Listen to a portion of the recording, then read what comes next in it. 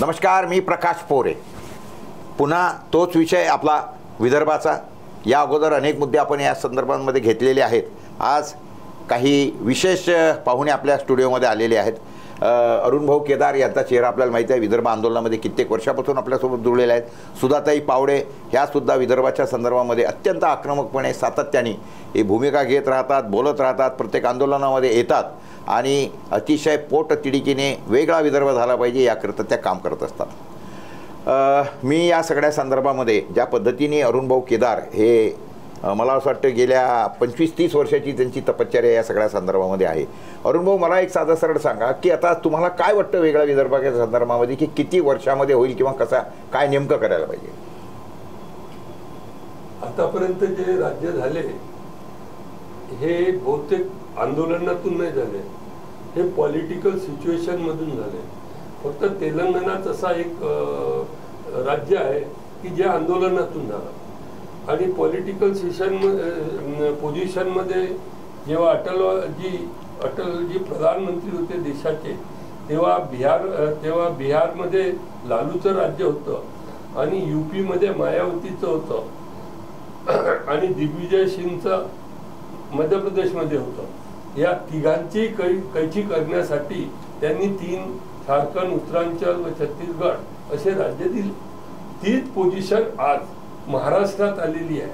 महाराष्ट्रात कोणालाही स्वबळाने राज्य करायची कोणाची शक्ती राहणार नाही आणि विदर्भाचा जो इश्यू आहे तो तसाही याच्या आधी भाजपचे जे लोक होते, देवेंद्र फडणवीस, नितीन गडकरी, विलास मुत्तेमवार झाले, मुनगट्टीवारजी झाले, हे सगळे विदर्भ पाहिजे म्हणून खूप आक्रोश केला आणि खूप जागी यांनी हा प्रचार केला।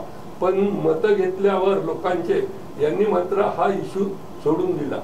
पण आजची जी पोझिशन आहे ती अशी आहे की ज्याप्रमाणे दिल्लीमध्ये मोठे नॅशनलाइज पार्टी खतम झाल्या आणि एक साधारण पार्टी आम आदमी पार्टी म्हणून उदयास आली, तीच पोझिशन आज विदर्भात आहे आणि तसंच होणारी आहे। आम्ही त्यासाठी पहिले आंदोलन विंग, विदर्भ राज्य आंदोलन विंग तयार केली। त्याच्यातून आम्ही गेल्या 12 वर्ष लगातार कोविड पिरियड मध्ये सुद्धा आमचे आंदोलन झाले, मोर्चे झाले। दिल्लीलाही आम्ही PM हाऊस मध्ये निवेदन दिले, मोर्चे नेले, पण याचा उपयोग पाहिजे तसा झाला नाही। पण एकच उपयोग झाला की या सेशन मध्ये, या पंचवार्षिक सेशन मध्ये ज्या सीटा बीजेपीनी विदर्भात लढल्या त्यांचं पानिपत झालं।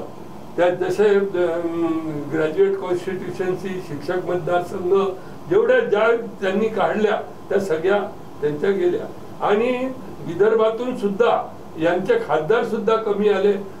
जे खासदार यांचे 8-9 खासदार होते, 41 खासदार होते पूर्ण महाराष्ट्रात। I am talking about Vidarbha. तर विदर्भातले यांचे नष्ट झाले, म्हणजे 4 वर आलेले आहे आता आणि हे 4 वर सुद्धा खतम होती। नाही, 2च आले आहेत विदर्भातून, केवळ 2। विदर्भातून केवळ 2च आलेले आहे आणि तेही आता जातील। आणि देवेंद्र फडणवीस त्याला खोका मिनिस्टर म्हणून, डेप्टी CM म्हणून त्यांची ओळख या विभागात होऊन राहिलेली आहे। लोकांना पैसे देऊन यांनी कशी तरी सत्ता हातात घेतलेली आहे, ती सत्ता चालवत आहे। पण यांची ही सत्ता टिकाऊ राहणार नाही हे मात्र आम्ही सांगतो, कारण की हे मुख्यमंत्री होते, त्याच्यानंतर डेप्टी मिनिस्टर झाले। मला तर कधी कधी संशय येते, ते माझ्या घराच्या बाजूलाच राहतात धरमपेठला, की ते आता पार्षद सुद्धा बनतील की काय ही मला आता शंका वाटायला लागली आहे। कारण की यांची ऍक्टिव्हिटीज तशीच झाली। हे म्हणतात की आम्ही रघुकुल म्हणजे रामवंशातले लोक आहोत, रघुकुल लिहित सदा तेली आई, प्राण जाय पण वचन न जाई। यांनी सर्व वचन तोडले म्हणून हे अयोध्येतूनही साफ झाले। तर अशा प्रवृत्तीचं यांचा कार्यक्रम आहे आणि या कार्यक्रम आता लोकांना लक्षात आलेला आहे। आणि जर यांनी आता हा विदर्भाचा इश्यू युद्धस्तरावर घेतला नाही तर विदर्भात यांचं पानिपत झाल्याशिवाय राहणार नाही। खूप छान। आणि मला सांगा सुधाताई, या सगळ्या संदर्भामध्ये आपण ह्या आंदोलनामध्ये कित्येक वर्षापासून जोडलेले आहात, अशी कोणती गोष्ट घडली की तुम्हाला या आंदोलनामध्ये इतकी उडी घ्यावी वाटली? नमस्कार। सगळ्यात पहिले मी तुमचं अभिनंदन याच्यासाठी करीन की एक लीडर आणि नीडर दोन्ही गुण आपल्यामध्ये आहेत आणि या 2023च्या हिवाळी अधिवेशनामध्ये जो आपण दाखवला तिथे की कोणत्याही पत्रकाराने नाही किंवा आजकाल कसं आहे जो म्हणतो आपण की लोकशाहीचा चौथा स्तंभ पत्रकारिता, तर तो चौथा स्तंभ आजकाल पाहायला नाही मिळत आहे, पण तो तुमच्यामध्ये पाहायला आम्हाला मिळाला की आमची पूर्ण विदर्भाची जनता तुमच्यावर एवढी हे झाली म्हणजे प्रेम करायला लागले की नाही एक तरी नेता आपल्याजवळ असा आहे की तो विधानसभेमध्ये एकटा नेता बोललेला फक्त, आणि तो नेता म्हणजे प्रकाशभाऊ पोहरे आहेत. आता आपल्या प्रश्नाचं असं की 1980 सालापासून जसे शेतकरी संघटनेचे शरद जोशी साहेब होते, आम्ही त्यांच्या विचाराला प्रेरित झालो आणि शेतकऱ्यांचं म्हणजे परिस्थिती, शेतकऱ्यांची गरिबी, शेतकऱ्यांचं मरण कशात आहे हे शरद जोशी साहेबांनी आम्हाला सांगितलं आणि आम्हाला ते पटलं आणि म्हणून मी स्वतः 1980 सालापासून या समाजकार्यामध्ये म्हणजे शेतकऱ्यांसाठी काम करण्यासाठी उडी घेतली. आणि याच्यासाठी सगळ्यात पहिले मी माझ्या एरला, माझं गाव एवढं छोटं आहे, 100 घराचं गाव आहे, सगळ्यात पहिले कार्यक्रम मी तिथे लक्ष्मीमुक्तीचा घेतला. लक्ष्मीमुक्तीचा कार्यक्रम म्हणजे जोशी साहेबांचं असं होतं की जर घरी 5 एकर जमीन असेल तर त्यातली 1 एकर किंवा 2 एकर जमीन आपल्या पत्नीच्या नावाने लावून द्यायची, असा हा लक्ष्मीमुक्तीचा कार्यक्रम होता आणि तो 100% यशस्वी मी माझ्या गावातून केला. नंतर खरसोली गावातून केला, तिनखेडा गावातून केला, म्हणजे असं. आणि मग असं करता करता आम्हालाही असं वाटायला लागलं की आपली कुठेतरी समाजाला गरज आहे, शेतकऱ्याला गरज आहे, शेतमजुराला गरज आहे. म्हणून मग शेतकरी संघटनेचं नंतर प्रत्येकच संघटना मोठ्या झाल्या की राजकीय त्याच्यामध्ये घडामोडी होतात, राजकीय नेते ते फोडायचा प्रयत्न करतात, तसंच आमच्या शेतकरी संघटनेचंही झालं. परंतु आम्ही अजूनही तेच समाजकार्य शेतकऱ्याचं, शेतमजुरांचं सोडलेलं नाही. आणि नंतर मग अरुणभाऊ केदार यांच्या नेतृत्वात विदर्भ राज्य आंदोलन समिती स्थापन झाली आणि त्यांनी मग विदर्भाचा मुद्दाही आम्हाला पटला म्हणून आम्ही विदर्भाच्या मुद्द्याला सोबत गेलो. अरुणभाऊ केदार यांच्यासोबत आहे आम्ही 12 वर्षापासून आणि मग या विदर्भाचा मुद्दा आम्ही लावून धरला. कारण की याआधी जामवंतराव धोटे साहेबांनी हा मुद्दा खूप मोठ्या प्रमाणात उचललेला होता. काही प्रमाणात यशही आलं असतं, परंतु ठीक आहे, जे झालं ते गंगेला मिळालं. परंतु आम्ही हे मुद्दा शेवटपर्यंत लावून धरत आहे कारण की आम्हाला तो पटलेला आहे. आता मला असं वाटते की विदर्भ हे केंद्र देऊ शकते, परंतु भाजपवाल्यांची नीती काय आहे, जसे आता बाकी 3 राज्य होऊन गेले परंतु विदर्भ होत नाही, 117 वर्ष जुनी ही मागणी आहे, तर देत का नाही याचा पण आमचा अभ्यास झालेला आहे. कारण की आमच्या विदर्भामध्ये नैसर्गिक संपत्ती इतकी मोठ्या प्रमाणात आहे आणि या नैसर्गिक संपत्तीचा उपयोग हा इतर राज्याला होत आहे किंवा केंद्राला होत आहे महसुलाच्या रूपामध्ये. आता हेही आहे की आमच्या इथले 10 खासदार आणि 62 आमदार खूप निकम्य आहेत. नाही तर जसं ओरिसा आहे आणि झारखंड आहे, यांनी संसदेमध्ये खनन धोरण मंजूर करून घेतलं, म्हणजे खनिज धोरण मंजूर करून घेतलं. ते याच्यासाठी की त्यांच्या इथला कच्चा माल हा ते बाहेर राज्यात जाऊ देत नाही. तिथेच मोठी मोठी कारखानदारी त्यांनी उभारली, त्यांचा कच्चा माल तिथेच पक्का होतो आणि त्यांना जास्ती पैशाने तो विकत घ्यावा लागत नाही. कारण की कसं झालं, तिथे कच्चा माल पक्का होतो म्हणजेच कारखानदारी त्यांनी उभी केली आणि त्या कारखानदारीच्या माध्यमातून तिथल्या बेरोजगार तरुणांच्या हाताला काम मिळालं, तरुणींच्या हाताला काम मिळालं, म्हणून तिथे मोठ्या प्रमाणात आत्महत्या होतच नाही. जशा की महाराष्ट्रामध्ये आणि सगळ्यात महत्त्वाचं सांगायचं झालं तर विदर्भामध्ये ज्या प्रमाणात आत्महत्या होतात तशा एकाही राज्यात आत्महत्या होत नाही. तरी पण याचंही सरकारचं लक्ष याच्याकडे आहे नाही. आणि आमच्या इथे जो यवतमाळ जिल्हा आहे, कॉटन सिटी आपण ज्याला म्हणतो, ज्या जिल्ह्याला, तर तो कॉटन सिटी यवतमाळ जिल्ह्यामध्ये सगळ्यात जास्त आत्महत्या होतात सर. आणि ह्या आत्महत्या थांबवायचं कोणालाही काही सूतक नाही आहे, काही देणं घेणं नाही आहे शासनाला आणि शासनाचं याकडे लक्षच नाही आहे. कारण की जसं आता 2023मध्ये जेव्हा जून आणि जुलै महिना असतो, मे महिन्यामध्ये शेतकऱ्याला बँकेचं कर्ज मिळायला पाहिजे, पण त्यावेळेला या सरकारचं लक्ष शेतकऱ्यांकडे नव्हतंच. यांचं लक्ष कुठे होतं की आपण कोणाचे घरं कसे फोडले पाहिजे, चुलत्या पुतण्यामध्ये भांडणं कसे लावले पाहिजे, बापलेकामध्ये भांडणं कसे लावले पाहिजे, समाजामध्ये भांडणं कसे लावले पाहिजे आणि जातीयवाद कसा पसरवला पाहिजे, याकडे त्यांचं लक्ष होतं. म्हणजे यांचं सरकार त्यावेळेला शेतकऱ्यांच्या बाजूनं उभं नव्हतं, तर टोले टोमणे चिमटे वार पलटवार हेच यांच्या सरकारमध्ये आम्हाला दिसून आलं. आणि आम्ही हा विदर्भाचा मुद्दा, विदर्भासाठी आमच्या रक्तातला शेवटचा थेंब बसेपर्यंत सुद्धा आम्ही लढणार आहोत. कदाचित असंही होईल की आमची ही पिढी शेवटची ठरू शकते विदर्भ मागण्याची. याच्यानंतर कोणी विदर्भ मागेल न मागेल हे मी आज तरी सांगू शकत नाही, परंतु आम्ही हा मुद्दा शेवटपर्यंत लावून धरणार आहे. कारण की महिलांवरती जे अन्याय होत आहे, तर तुम्ही इतर राज्यातले उदाहरण पाहिलेच आहे की महिलांवर काय अन्याय होत आहे. विदर्भामध्ये सुद्धा महिलांवर अन्याय होत आहे. शाळांमध्ये काय प्रकार घडत आहे. म्हणजे महिलासुद्धा सुरक्षित नाही, तरी या शासनाचं कुठेही लक्ष नाही आहे. म्हणून शेतकऱ्याकडे लक्ष नाही, शेतमजुरांकडे नाही, आमच्या महिलांकडे नाही, बेरोजगार तरुणांच्या हाताला काम नाही. आजपर्यंत शेतकरी आत्महत्या करत होते, आता आमच्या शेतकरी महिलाही आत्महत्या करायला लागल्या, आमचे बेरोजगार तरुण पण आत्महत्या करायला लागले. मग संपूर्ण जगामध्ये भारत देशाची ओळख अशी आहे की तरुण देश आहे. मग तरुण देशाच्या हातालाच काम नाही, तर मग आमचा तरुण काय करणार? म्हणजे तो आत्महत्या केल्याशिवाय राहणार नाही. म्हणून ह्या आत्महत्या कुठेतरी थांबल्या पाहिजे. आणि यासाठी केंद्र सरकार किंवा राज्य सरकार काहीतरी उपाययोजना करतील, इथली कारखानदारी वाढवतील, हे सगळं आमिष देते. परंतु आम्हाला आता यांचा निधी नको, आम्हाला आमचा सिंचनाचा जो पैसा पळवला यांनी तोही नको, आणि आम्हाला आमच्या विदर्भाचा विकासही नको. फक्त आम्हाला आमचा विदर्भ वेगळा पाहिजे, एवढी आमची शेवटची मागणी. भाऊ यांनी जे म्हटलं की इथं उद्योगधंदे वगैरे हे ते, तर आता असं आहे की आपल्या विदर्भामध्ये, पश्चिम आणि पूर्व विदर्भामध्ये जवळपास 13 कापडी गिरण्या होत्या. तर 13च्या 13 कापडी गिरण्या आज बंद पडलेल्या आहेत. आपल्याला काय वाटतं, काय कारण आहे?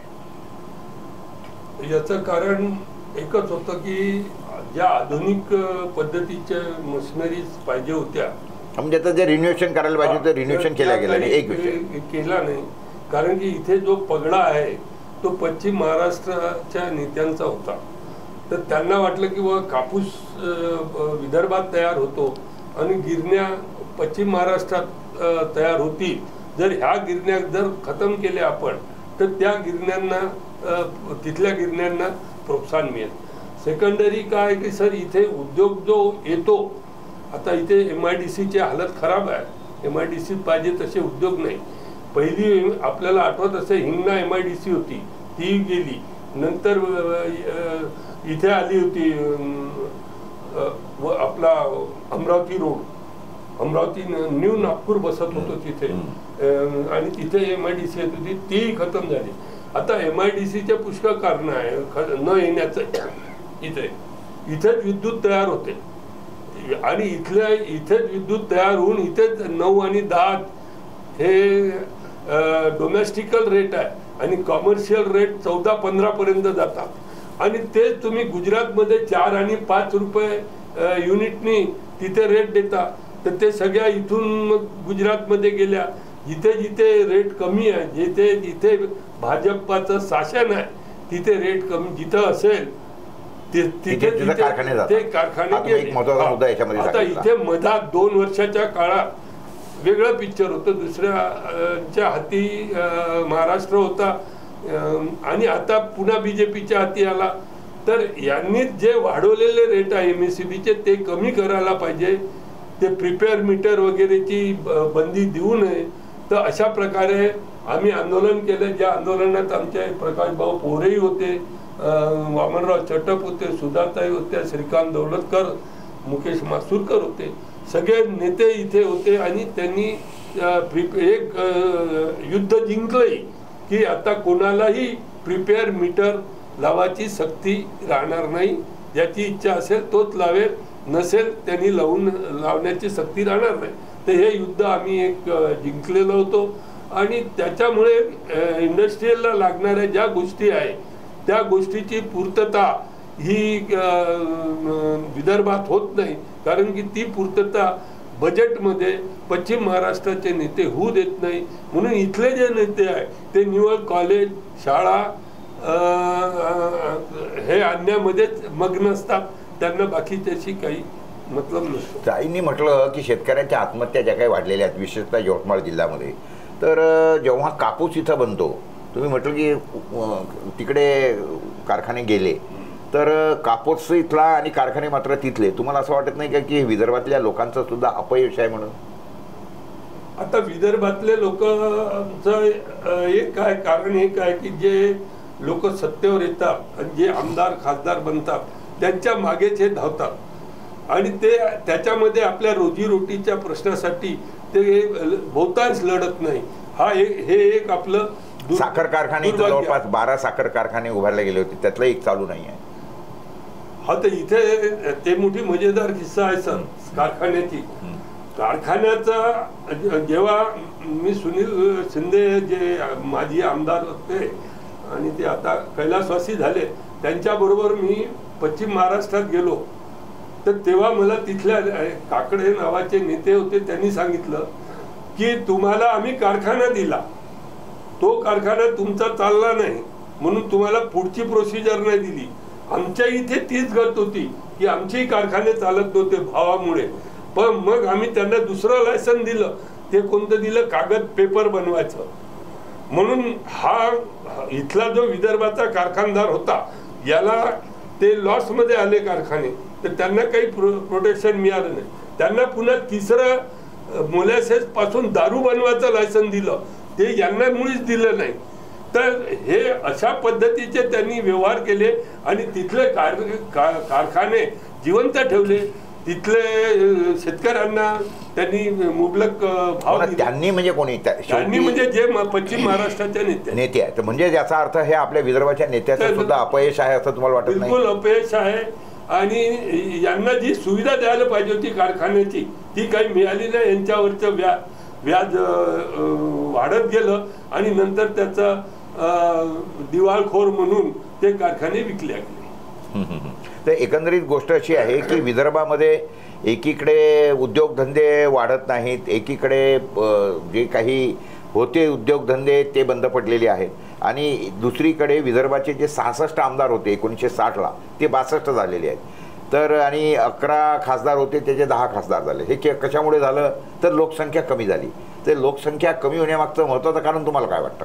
सुद्धा ते तुम्ही जरा बोला. हां, त्याचं मुख्य कारण हे आहे की आमच्या इथला तरुण वर्ग शिकून म्हणजे आता डॉक्टरला तर मिळून जातात, कारण की क्लिनिक टाकून ते आपलं कसे म्हणजे हे करतात, म्हणजे उद्योगच आहे तो, एक प्रकारचा व्यवसाय आहे, ते सुरू करतात. पण ज्यांना सर्व्हिस पाहिजे, म्हणजे इंजिनियर आहे किंवा क्लास 2 अधिकारी, क्लास 3 अधिकारी आणि क्लास 3 आणि क्लास 4चे आणि क्लास म्हणजे शेवटचा, तो फक्त विदर्भातले पोरं भरले जाते. आता हे जे इथे जर हाताला काम असतं किंवा कारखानदारी असते किंवा सर्व्हिस मिळाली असती, त्यांना नोकऱ्या मिळाल्या असत्या, तर ते पोट भरायला पुन्हा मुंबई, नाशिक, ठाण्याला गेले नसते. तर ही अडचण आहे की इथे ते जातात म्हणून मग आईबाप जातात. नाही, आईबापच गेले नाही अजून, काही गेले नाही. परंतु ओल्ड एज होम याच्यासाठी झाला आहे आमचा विदर्भ की तरुण मुलं तिकडे गेले पोट भरण्याच्या, कारण की ते पोट भरण्याचं आहे, किती शिकलं काहीतरी, इथे पोट भरण्याचं साधन नाही विदर्भामध्ये. ओल्ड एज होम झालं आणि याचा परिणाम काय झाला की म्हातारे 2 लोक घरामध्ये आहे हे पाहून इथली बिल्डर लॉबी सक्रिय झाली. आता ते काय करत आहे बिल्डर लॉबी की या 2 म्हाताऱ्यांना धमकावणे, जबरदस्ती प्रॉपर्टी कार्डावर सही घेणे, खून करणे, अपहरण करणे, हे सुद्धा विदर्भामध्ये चालू झालं. कारण की तरुण मुलं त्यांच्याजवळ नाही आहे, त्यांना धाक नाही आहे की अरे यांचं तर कोणीच नाही आहे, परंतु ते मुलं येऊ शकत नाही आणि मग ती संख्या म्हणजे व्होटर कमी झाले ते, आणि त्याच्यामुळे आपले खासदार कमी झाले आणि आमदारही कमी झाले. पण जर आमच्या विदर्भामध्ये ह्या सगळ्या सोयीसुविधा झाल्या असत्या, जसं 11 कलमामध्ये होतं की 23% नोकऱ्या विदर्भाला देण्यात येईल, पण ते दिलं गेलं नाही. त्या आमच्या 23% नोकऱ्या पश्चिम महाराष्ट्राने पळवल्या. त्या जर आमच्या विदर्भातल्याच मुलांना मिळाल्या तर आमचे आजही खासदार वाढू शकते, आमदार वाढू शकते. अरुण भाऊ, हे एवढं आंदोलनं वगैरे चालतात, पण याच्यामध्ये ज्या पद्धतीने तरुणांचा सहभाग असायला पाहिजे तो दिसत नाही. तर याला काय कारण असं वाटतं तुम्हाला? आता तरुण हे विभागले गेलेले आहे. तरुणांच्यावर बोजा पहिले तर एज्युकेशनचा खूप मोठा आलेला आहे, त्याच्यानंतर ते नोकरीला जातात आणि जे खाली प्रमाणात तरुण असतात ते नोकरी मिळेल म्हणून नेत्यांच्या मागे मागे फिरतात. तर त्यांना असं कोणाचा दांडा कोणाचा झेंडा, हा, तर त्यांना असं वाटतं की आपण जर आज, कारण की विदर्भाची मुवमेंट म्हटलं की एक मोठी गोष्ट आहे, त्याच्यात पोलीस केसेस लागू शकतात, त्याच्यात सर्व काही होऊ शकतात, त्यांच्या नोकरी मिळायला त्यांना त्रास होऊ शकते. म्हणून ते लोक काय करतात की सत्ताधाऱ्यांपासून जर आपण दूर गेलो आणि विदर्भाच्या आंदोलनात आलं तर आपल्याला नोकऱ्या वगैरे मिळणार नाही, हा एक त्यांचा उद्देश असतो. पण आता तसं झालेलं नाही. आता तर नोकऱ्यांचं खाजगीकरण झाल्यामुळे आता ती इतकी बेरोजगारी पसरलेली आहे की आता पहा तुम्ही, आम्हालाही या एक वर्षापासून आम्हाला युवक वाढताना दिसले. मागे जे आंदोलन झालं त्याच्या प्रकाशभाऊ गोरे यांनी नेतृत्व केलं, वामनराव चटपनी नेतृत्व केलं. त्याच्यात त्यांना युवकच आणले होते सगळीकडनं आणि युवकांनीच झेंडा लावला होता विधानसभेवर नागपूरच्या. तर ही एक क्रांती घडली होती. तर आता मात्र युवकांना कळायला लागलं कारण की नोकऱ्याचं काही पाहिजे तसं नाही. आणि दुसरी गोष्ट म्हणजे काय की सरकार ज्या भीक माग्या योजना देतात, जसं मी काही विरुद्ध नाही आहे, कोणत्या महिलेला 1500 रुपये दिले बा आणि त्यांचा सत्कार केला बा, ते तर मला चुनावी जुमला वाटतो. निवडणूक झाल्यावर ते कोण्याही स्त्रीला ते बहीण म्हणून 1500 रुपये देणार नाही. पण त्याच्यामध्ये काय असतं की एक आमुष असल्यामुळे, तर त्या आमुष दिल्यामुळे कदाचित आहे की त्याच्यात थोडा बहुत खूप नाही, थोडा बहुत परिवर्तन होतो. पण अशा आमुषपासून लोकांनी सुद्धा दूर राहिलं पाहिजे. कारण की या प्रकारच्या घटना जर घडतील तर आपण स्वाभिमानाने जगू शकणार नाही.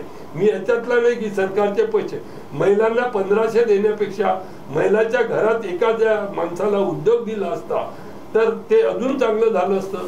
पण ते न करता ते जे ह्या योजना करून राहिले त्याच्यामुळेही पुष्कळसा फरक होऊन राहिला आणि युवकांमध्ये जागृती होऊन राहिली, सर भयानक होऊन राहिली. पण आमची तेवढी ताकद नाही की आम्ही त्या युवकापर्यंत पोहोचू शकू. आम्ही जिथपर्यंत पोहोचतो ते युवक मात्र आमच्यापासून तुटले नाही, आमच्यापासून जुळले आहे. आमच्या प्रत्येक आंदोलनात त्यांची संख्या वाढत आलेली आहे आणि आता जे काही पुढे आंदोलन होतील त्याच्यात आपल्याला युवक दिसेल. ठीक. मित्रांनो, मला वाटतं चर्चेला बराच वेळ झालेला आहे. अनेक विषयांवर खरं म्हटलं मी बोलायचं आहे. विदर्भाचा इश्यू जो आहे तो काही असा 15-20 मिनिटामध्ये अर्ध्या तासामध्ये होण्यासारखा नाही आहे. मात्र आपण आपल्या स्टुडिओमध्ये अशा पद्धतीने जे काही विदर्भाच्या आंदोलनामध्ये सातत्याने लढा देत असतात, उतरत असतात, अशा सर्व लोकांना हळूहळू आपल्यासमोर घेऊन येऊया आणि त्याच्यानंतर त्यांचे जे विचार असतील किंवा त्यांनी जी आपल्याला दिशा दाखवतील ते निश्चितपणे समजून घेऊन काम करूया. भेटूया. नमस्कार.